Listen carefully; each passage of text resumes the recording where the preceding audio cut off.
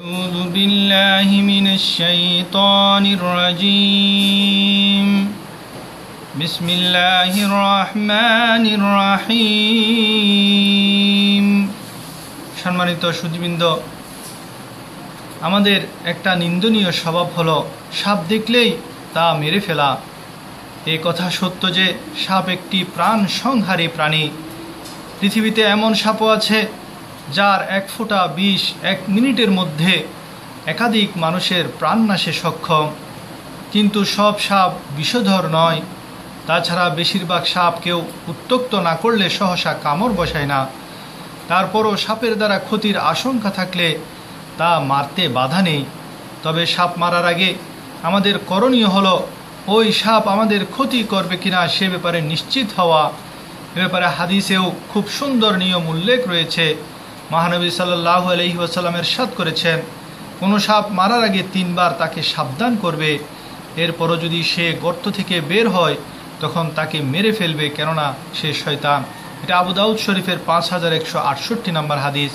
হযরত সালিম রহমতুল্লাহ আলাইহি তার পিতা থেকে বর্ণনা করেছেন, রাসূলুল্লাহ সাল্লাল্লাহু আলাইহি ওয়াসাল্লাম বলেছেন, তোমরা সেই সাপ মারবে যার পিঠে 2টি সাদা রেখা আছে এবং যার লেজ নেই, কেননা এরা বিষধর হওয়ার কারণে দর্শন শক্তি বিনষ্ট করে দেয় এবং গর্ভস্থিত সন্তান ধ্বংস করে দেয়। বর্ণনাকারী বলেন, এরপর থেকে আব্দুল্লাহ রাদিয়াল্লাহু তাআলা আনহু যে কোনো সাপ দেখতে পেলে তা মেরে ফেলতেন। একবার আবু লুবাবা রাদিয়াল্লাহু তাআলা আনহা অথবা যায়েদ ইবনে খাওয়াব রাদিয়াল্লাহু তাআলা আনহু তাকে একটি সাপ মারতে উদ্যত দেখে বললেন, নবী করিম সাল্লাল্লাহু আলাইহি সাল্লাম ঘরে বসবাসকারী সাপ মারতে নিষেধ করেছেন। এটি আবু দাউদ শরীফের 5162 নম্বর হাদিস। অনেক সময় সাপের রূপ ধারণ করে নেককার জিনরা বিচরণ করে থাকে, যেমনটি হাদিস থেকেও জানা যায়।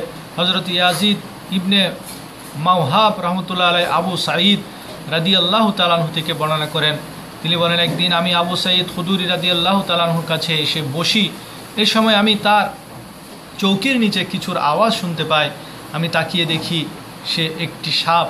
তখন আমি দাঁড়ালে আবু সাঈদ জিজ্ঞেস করেন, তোমার কি হয়েছে? তখন আমি বললাম, এখানে একটি সাপ আছে। তিনি বললেন, তুমি কি করতে চাও? তখন আমি বললাম, আমি তাকে মেরে ফেলবো। তখন তিনি তার বাড়ির একটি ঘরের দিকে ইশারা করে বললেন, এখানে আমার চাচাতো ভাই থাকতো। খন্দকের যুদ্ধের সময় সে রাসূল সাল্লাল্লাহু আলাইহি ওয়াসাল্লামের কাছে ঘরে ফিরে যাওয়ার জন্য অনুমতি চায়, কেননা সে তখন নতুন বিয়ে করেছিল। তখন রাসূল সাল্লাল্লাহু আলাইহি ওয়াসাল্লাম তাকে অনুমতি দেন এবং বলেন, তুমি তোমার হাতিয়ার নিয়ে যাও। সে নিজ ঘরে ফিরে তার স্ত্রীকে ঘরের দরজার উপর দাঁড়িয়ে থাকতে দেখলে তার স্ত্রীর প্রতি ইশারা করে। তখন তার স্ত্রী বলে, তাড়াহুড়ো করো না, এসে দেখো কি যেন আমার ঘর থেকে আমাকে বের করে দিয়েছে। তখন সে ঘরে ঢুকে একটি কুৎসিত সাপ দেখতে পায়।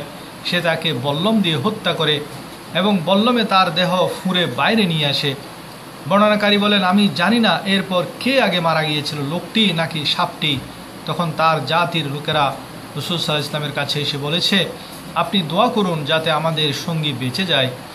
তখন নবী করিম সাল্লাল্লাহু আলাইহি ওয়াসাল্লাম বলেন, তোমরা তার মাগফিরাতের জন্য দোয়া করো। এরপর তিনি বলেন, মদিনার একদল জিন ইসলাম গ্রহণ করেছে, তাই তোমরা যখন ওই সাপ দেখবে, তখন তাকে 3 বার ভীতি প্রদর্শন করবে যে আর বের হবে না, অন্যথায় মারা পড়বে।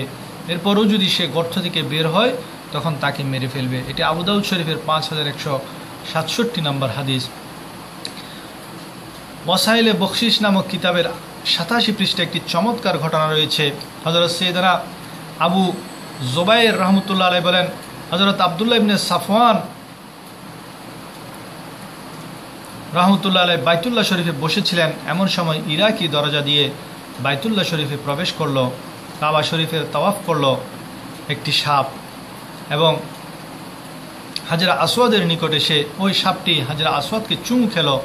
এরপর হযরত সাফওয়ান রহমতুল্লাহ আলাইহি সাপকে লক্ষ্য করে বলল, হে সাপ, এবার তুমি চলে যাও, তোমার কারণে আমাদের লোকেরা আতঙ্কগ্রস্ত। অতঃপর সেই সাপটি চলে গেল। মূলত সেটি ছিল একটি নেককার জিন। আল্লাহর রহমত তাদের উপর বর্ষিত হোক এবং তাদের সৎকায় আমাদের বিনা হিসাবে ক্ষমা হোক। তাই আসুন, সাপ দেখা মাত্রই না মেরে নবীজির সেই হাদিসের অনুসরণ করি, অযথা এদের উত্ত্যক্ত না করি, সাপকে সাপের মতোই বেড়ে উঠতে দিই, কারণ এরাও আমাদের জীববৈচিত্র্যের অন্যতম অংশীদার। পরিবেশ রক্ষায় এদের ভূমিকাও অনস্বীকার্য।